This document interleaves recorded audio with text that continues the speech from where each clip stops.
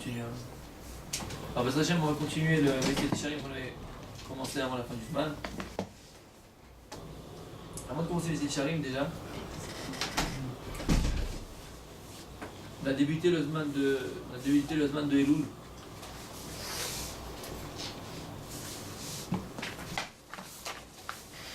C'est un Zman Miouchad. C'est un Zman qui est très spécial, le Zman de Elul, le moment de Elul. On s'approche de Rosh Hashanah, on s'approche de Bon. Et Mamash, je parle pour moi, en premier. Faut être troublé de ses forces, en ce moment-là. Au niveau du Limud la Torah, de l'étude même, au niveau du sérieux, d'arriver à l'heure, de partir à l'heure, d'être makpid.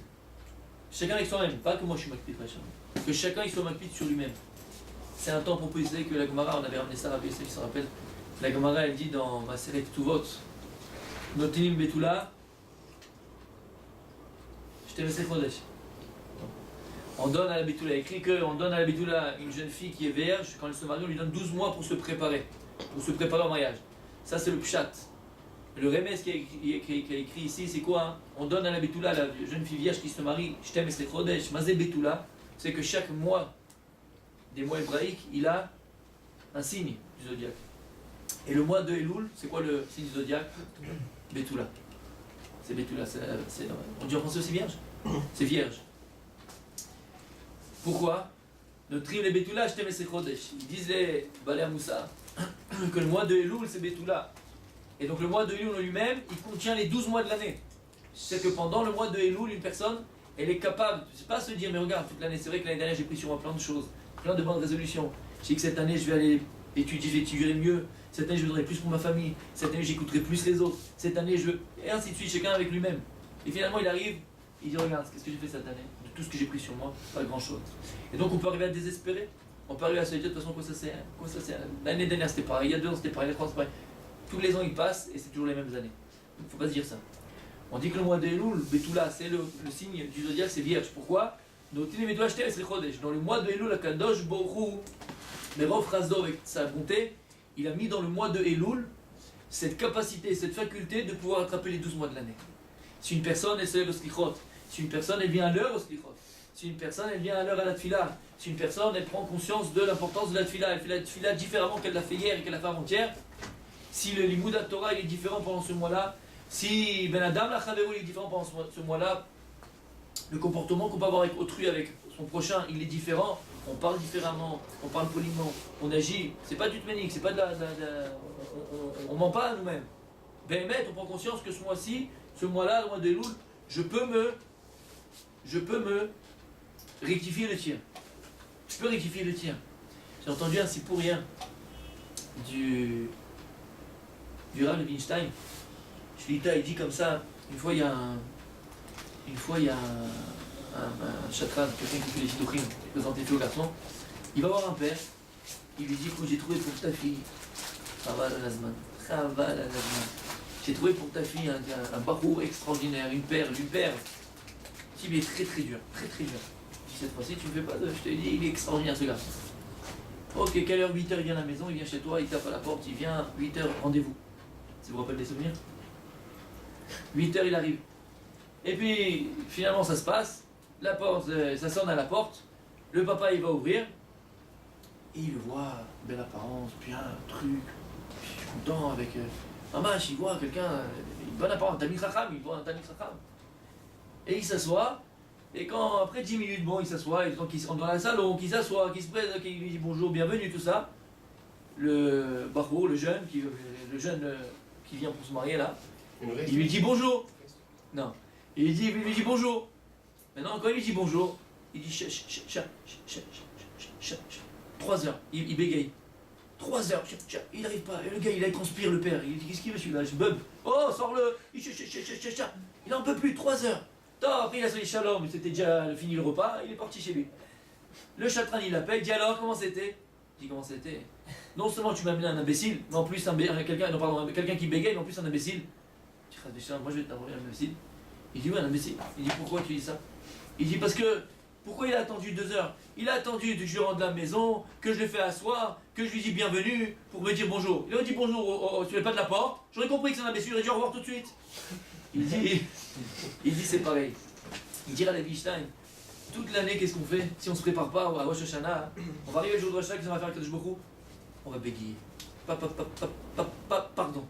Il va pas sortir le pardon, il ne sait même pas sur quoi dire pardon, il ne sait même pas sur quoi demander. Il va dire imbécile, je t'ai donné 1 mois pour te préparer. 1 mois pour te préparer à comment tu vas venir devant moi, comment tu vas te parler devant moi, comment tu vas me pardon devant moi. Si tu ne prépares pas, tu ressembles à ce khatan qui bégaye. Et à la fin, t'es un imbécile. Donc finalement, le mois de Elul, c'est un mois de Achana, c'est une préparation. Et on sait que ces mois de Elul, comme on avait ramené Shabbat, vous vous rappelez Shabbat, on avait ramené celui qui était là, que de Elul jusqu'à Yom Kippour, combien de jours il y a? 40 jours. Ouais.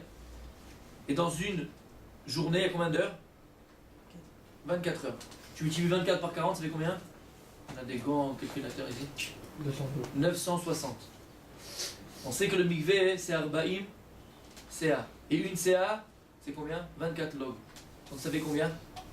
Le mikvé, 960. La même que le mikvé, il est pour un état Adam. Le mikvé est là pour purifier la personne. Les 40 jours du mois de Elul jusqu'à Yom Kippour, ils sont là pour purifier la personne. Dans le sens où c'est un mois où on doit se préparer.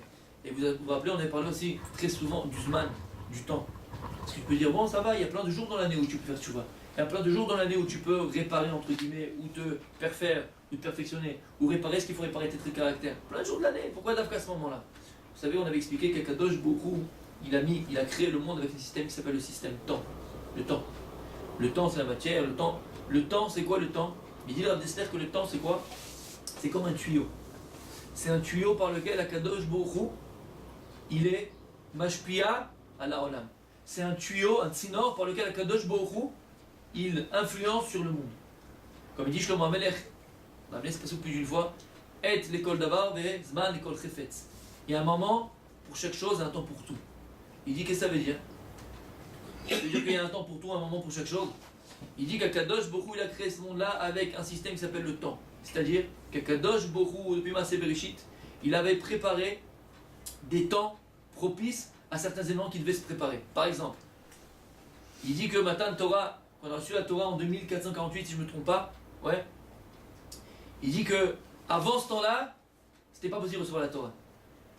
Le Matan Torah, il a été prévu depuis Maaseh Bereshit quand? En 2448. C'était le Zman, c'était le temps propice par lequel le monde, l'humanité, a été prête et serait prête à recevoir la Torah. La date était prévue 2448. Maintenant, les nations du monde l'ont refusé. Qui c'est qui l'a accepté? L'homme Israël. Et il explique que finalement, si l'homme Israël à ce moment-là, il n'avait pas accepté la Torah, on aurait eu complètement un autre scénario de l'histoire de l'humanité. Maintenant, là, l'histoire qu'on connaît, Abraham, Isaac et Jacob, on est évidemment, Matan Torah, Yoshua Binu, Moshe Rabbeinu, Yoshua Binu, toute l'histoire qu'on connaît jusqu'à présent. Mais si l'homme Israël n'avait pas accepté la Torah à cette époque-là, ben finalement, l'histoire de l'humanité aurait pris une autre tournure. Mais ça veut dire quoi? C'est-à-dire qu'Akadosh Baruch il a prévu des temps. Il y a des temps qui ont été pris par Akadosh Baruch Hu. Un temps où le Beth Mikdash il allait être construit, un temps où il va être détruit, un temps où il va être construit, un temps où il va être détruit. Il y a des zmanim, et l'école d'avoir vezman l'école chefetz. Akadosh Baruch il a prévu des temps. Et ce temps-là, c'est quoi? C'est un moment où Akadosh Baruch il a prévu d'être mashpia, d'influencer sur toute l'humanité. Dans le cas dans lequel on parle de Matan Torah, on va se rendre compte finalement que même notre vie individuelle, c'est exactement la même manière. On a tous dans notre vie des moments et des temps. Ça, des fois, c'est pas le moment, ou des fois, tu as passé le moment, tu as passé le temps. C'est-à-dire qu'il faut comprendre. Quelqu'un, par exemple, il m'a dit, viens, on commence. C'était Shabbat, je crois, pour Mincha. Mincha, on avait prévu Shabbat à 40, je sais pas, à 6h40, d'accord? Et il était 35. Il m'a dit, viens, commence 3 minutes avant Mazé Méchané. Tu peux pas commencer avant. Tu peux aussi commencer après. Il y a un temps pour tout. Si des fois, tu arrives trop vite, tu loupes le moment. Si tu arrives trop tard, tu loupes le moment. Comme à la SNCF. Vous savez, le plus grand exemple, c'est le. On avait dit, c'est l'effet de gare. Ouais. C'est la SNCF. Vous avez déjà pris le train TGV. Vous avez des trains, par exemple, à 18h27. C'est lourd ou quoi? Mais moi, à 18h30, je sais pas. Fais des chiffres normaux, quoi. Par parole, 18h27. Moi, quand j'allais avec Stéma, tu avais les TGV. Il était le TGV 18h27. Tu comprends rien. Mais pourquoi tu fais 18h27? C'est idiot. Et à 27, 28, les portes, elles sont fermées. Elles se ferment, elles ne t'attendent pas. Donc tu viens avant. Tu peux même louper après le temps, parce que quand tu viens trop tôt, tu vas te promener, après, je sais pas ce qui t'arrive. Et si tu viens trop tard, là, n'en parlons pas, tu as raté le train. Mais c'est pareil dans la vie. On a parlé au niveau collectif, Matan Torah par exemple, des moments, des dates propices, on va en reparler pour l'âme Israël, pour la collectivité, mais aussi au niveau individuel. On a des moments et des temps dans la vie qui vont être propices à quelque chose de grand. C'est des grands événements qui doivent nous arriver. Par exemple, une Brit Mila. C'est ça qui ne dépend pas de toi, mais c'est un moment extraordinaire dans la vie d'un homme. Plus lointain, 3 ans, on coupe les yeux, on fait la khalaké. C'est un moment important. C'est un moment où on va recevoir une influence extraordinaire positive si on le fait comme il faut, si on fait les choses comme il se doit. Alors ça va être une influence positive, mais qui va finalement, tous ces moments de la vie, tous ces rendez-vous avec la vie qu'on va avoir, finalement c'est des rendez-vous qui vont nous permettre de nous construire et de construire notre avenir. Après c'est la bar mitzvah, pour les filles. La bar mitzvah c'est un grand moment. Après c'est le mariage, au départ, après on déchante. Au départ, c'est un grand moment, c'est un grand rendez-vous, c'est extraordinaire. Ouais. Après c'est la naissance d'un enfant, ainsi de suite, ainsi de suite. On avait parlé plus du de frère Yosef, ça avait dit ça à ton vort, tes fiançailles, que finalement ce qui va dépendre, si je vais vivre, c'est le moment et ce rendez-vous, et ne pas louper le rendez-vous, ça dépend de quoi, on avait dit? La patience. La préparation. La préparation. Toute la vie finalement c'est une préparation. Les événements ils vont arriver à moi. À moi de me préparer à ces événements extraordinaires. Plus je me suis préparé aux choses, plus l'événement qui va venir, que tu veuilles ou pas. Cet événement à ce moment il viendra. Qu'est-ce qui va faire que je vais vivre intensément ce travail-là, cette expérience extraordinaire, cet événement extraordinaire, bien toute sa dimension, si je me suis préparé à lui. Plus je me suis préparé à lui, plus elle va prendre une dimension extraordinaire qui va arriver à me projeter dans mon avenir. Plus je me prépare à mon mariage, plus mon mariage il prend une autre dimension. Plus je me prépare à être papa, plus l'éducation de mes enfants prendra une autre dimension. Et ainsi de suite, ainsi de suite, ainsi de suite. Et avec tout, pardon, comme on a dit, les moments où les rendez-vous qu'on va avoir avec la vie. En quoi c'est Kachour? On a très bien compris. Parce que finalement, le mois de Elul, c'est pareil. Il ne faut pas comprendre que c'est un mois de Elul nouveau. Finalement, on revient au mois de Elul, des prémices du mois de Elul, du premier mois de Elul, de Maaseh Bereshit. Finalement, ce mois de Elul, c'est quoi? C'est l'Arbaïm Yom où Moshe Rabbeinu lui-même il est monté au Har Sinaï, faire pardonner au Ham Israël le Maaseh Haïgel, la faute du Vaudor. Et finalement, il faut comprendre qu'il a été inscrit dans l'histoire de l'humanité et du Ham Israël, mais que ce mois-là, c'est un mois qui est propice au pardon. Pourquoi? Parce que Moshe Rabbeinu, par cette filote, par les filotes intenses qu'il a demandé à Kadosh Baruch Hu de pardonner au Ham Israël la faute du Haïgel, il a inscrit dans l'histoire et dans le temps que ce temps-là, c'est un temps maintenant qui est propice à la tfila et au repentir et au pardon. Et qu'à Kadosh Baruch Hu, il a beaucoup, entre guillemets, Kaviachol bien sûr, il accepte beaucoup plus facilement un repentir pendant ces moments-là, une tchouva amitit pendant ce moment-là, qu'un autre moment. Comment? Parce qu'il a été inscrit dans l'histoire et dans le temps par Moshe Rabbeinu, ce inyan-là de tchouva et de repentir. C'est pour ça que c'est un moment propice, jusqu'à Yom Kippour. On en parlera Bezrat Hashem, Yom Kippour. Parce qu'on parle souvent, on parle de Yom Kippour, on parle souvent de tchouva roulé. Il faut comprendre que Yom Kippour, c'est pas seulement ça, on en reparlera. C'est pour ça ici qu'il faut comprendre qu'on a un cadeau, c'est Rachamim, c'est que de la miséricorde, c'est que de la bonté, c'est que de la gentillesse de Kadosh Baruch Hu.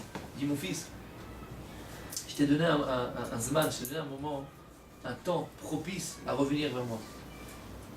Vous connaissez tous ce qu'on dit sur le mois de Elul. Elul c'est quoi? Ani Lodi, on a entendu ça 20 fois par jour et pendant 20 ans. Alors on croit que c'est des petits mots, c'est pas Stam. Ani Lodi, ça veut dire que Bémet c'est un temps propice à ça. Mais il y en a malheureusement que c'est Rachet Tevot, ils l'ont mal compris. C'est quoi Elul? Je peux dire aussi Ani Leatzmi, Vakol Li. C'est-à-dire que le type il a dit jamais sorti de lui-même. Ani Leatzmi, moi je suis pour moi-même et tout est pour moi. Je fais un autre truc. Vas-y. Ani Loman, Jti les Ramoti. Sympa. C'est pas mal. Chacun son truc. Le problème, il est que des fois, on a mal interprété les choses. Ani la dodiv et dodivi, ou bien Elul c'est quoi? Ani la tzvi va kolli. C'est que la personne est toujours restée dans sa petite bulle et qu'elle ne comprend pas encore une fois, elle pense toujours que tout lui revient, je reste toujours avec moi-même. Le mois de Elul, c'est le mois du don. C'est le mois du don. Don de soi. Ben Adam la Makom, avec Akadosh Baruch Hu, et Ben Adam la Chavero.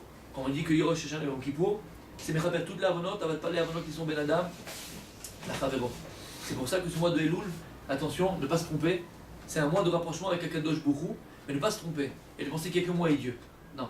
C'est un mois de rapprochement avec Akadosh Baruch Hu, mais aussi c'est un mois de rapprochement avec son prochain, Ben Adam Lachavero. C'est un moment où il faut la personne, il faut qu'elle comprenne et qu'on rentre tous dans ce qui s'appelle le don, la netina. Se donner, faire attention, beaucoup plus attention à l'autre. Toute l'année c'est comme ça, mais là attention, travaille plus à faire attention à l'autre. On dit comment ça va pas, je peux t'aider, je peux pas t'aider. Ben Adam, comment lui parler, comment répondre. Et le Ben Adam Lachavero, bien sûr, il commence où? Et je parle pour moi. Chez soi. Tu grillais parce qu'on commençait à filmer. Avec sa femme. Hein? Il commence à la maison. Et bien, Adam la Chavero, un Chaver plus proche qu'une personne que sa propre femme. Vous connaissez tous cette histoire, vous vous rappelez l'histoire? On va raconter cette histoire-là, mais c'est une histoire tellement belle que je me permettrai de la raconter. Avec le petit Rabbi Tzraïm, vous vous rappelez? Ouais? Extraordinaire. Quand il était rentré, donc il était venu à la Yeshiva, on avait raconté cette histoire. Il était très content en collège d'avoir le petit-fils de Rabbi Tzraïm, et il venait tout le temps en retard. On abrège. Et ce qu'il y a de Rosh Shiva, le Rosh Kolel, il lui a dit, bon c'est pas possible, il va lui dire comment tu viens, t'as eu en retard. Il va lui dire, écoute, tu fais pas honneur à ton père, tu fais pas honneur à ton grand-père, le Rabbi Tzraïm, tu viens tout le temps en retard. Qu'est-ce qu'il lui a répondu? Il a dit, mais là je peux rien faire. Quand je pars le matin, j'entends une maman, et elle dit, il y a le fils, il dit, maman j'ai soif, maman j'ai faim, et l'autre elle arrive pas à s'en sortir, alors moi je l'aide. Le Rosh Kolel, il était tout content. Il lui dit, extraordinaire, tu descends d'une ligne extraordinaire, quelle bonté que tu fais avec cette femme-là. Peut-être je peux l'aider, peut-être c'est une almana, c'est une veuve, peut-être c'est une divorcée. Est-ce que on peut faire quelque chose? Il dit, Khadécha, c'est ma propre femme. Et sur ça, il dit, Rav Shvadron, très souvent un homme, il met toute sa force, toute son intensité, tout son don, il le met à l'extérieur de la maison. Quand ton copain il a un problème, il t'appelle, ah, monsieur, j'arrive, tac, le premier c'est toi qui vas l'aider. Dès qu'il y a quelque chose, c'est toi le premier. Et il dit, mais qu'est-ce qui se passe quand la porte de la maison, quand tu rentres à la maison, elle se ferme? Tu deviens un animal. Ta femme lui demande, tu peux juste mettre du lait dans le biberon du petit? Ah, j'ai pas le temps, qu'est-ce qu'il veut faire? J'ai pas le temps. C'est marrant, t'es deux personnes, t'as une double identité. À l'extérieur, tout le monde te dit, mais quel type extraordinaire, on peut toujours compter sur toi. Ça, tu kiffes. Pourquoi? Parce que t'as les flashs. On parle de toi. On t'apprécie. Là, t'es content. Et quand tu fermes les portes de la maison, et t'es tout seul avec ta femme et tes enfants, quel type de personne tu es? T'es le même qu'à l'extérieur, ou bien tu deviens un chien sauvage? Il va drôle, Chesed, il commence à la maison. Le Bedam, la Chavero du Chodesh Elul, il commence à la maison. Kakadosh, beaucoup il nous aide à mettre à être menatzel, comment on dit menatzel, exploiter ce temps, ce zman extraordinaire qu'Akadosh Baruch Hu, qui est kulo chesed, qui est que bonté, à pouvoir se rapprocher d'Akadosh Baruch Hu Behemet et faire ses midot et se préparer en Rosh Hashanah. Combien quelle heure ça?